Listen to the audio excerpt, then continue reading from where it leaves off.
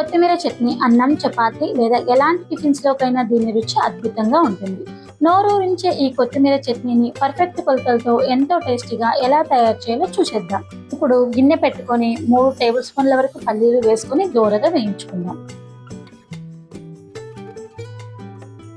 ఇప్పుడు 2-3 టేబుల్ స్పూన్ల వరకు నూనె వేసుకుందాం. ఆ తర్వాత 1 టేబుల్ స్పూన్ జీలకర్ర, 6-7 ఎల్లిపాయలు, 3 ఎండుమిరపకాయలు వేసేసి కొద్దిసేపు వేయించిన తర్వాత దాంట్లో కట్ చేసుకున్న 6-7 టమాటాలు వేసుకుందాం.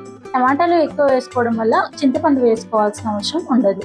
అందులోనే 10-12 వరకు పచ్చిమిరపకాయలు కట్ చేసుకొని వేసుకోండి.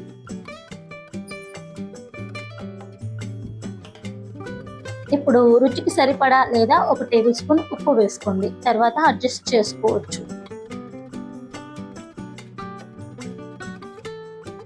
హాఫ్ టేబుల్ స్పూన్ పసుపు యాడ్ చేసేసుకొని ఒకసారి మూత పెట్టేసి చూసినట్లయితే టమాటాలు, పచ్చిమిరపకాయలు బాగా మగ్గిపోయి ఉంటాయన్నమాట.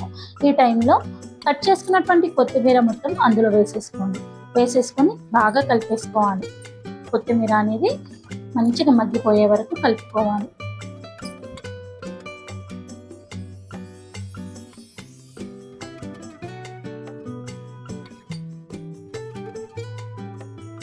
ఇలా కలిపేసిన తర్వాత ఒక్కసారి మూత పెట్టేసి 2 నిమిషాల తర్వాత ఓపెన్ చేసి చూస్తే టమాటా, పచ్చిమిర్చి, కొత్తిమీర బాగా మగ్గిపోయి ఉంటాయి కదా. ఆ తర్వాత గ్యాస్ ఆఫ్ చేసి చల్లారనిద్దాం.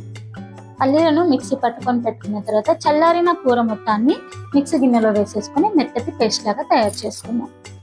మరీ మెత్తగా కాకుండా కొంచెం కోర్స్గా ఉండేటట్లే గ్రైండ్ చేసుకోండి. అప్పుడే టేస్ట్ బాగుంటుంది. చూసారు కదా, ఎంతో టేస్టీగా ఉండేటువంటి కొత్తిమీర చట్నీ అనేది రెడీ అయింది. ఒక్కసారి మీరు ట్రై చేసి మీకు ఎలా కుదిరిందో తప్పకుండా కామెంట్ చేయండి. Thanks for watching.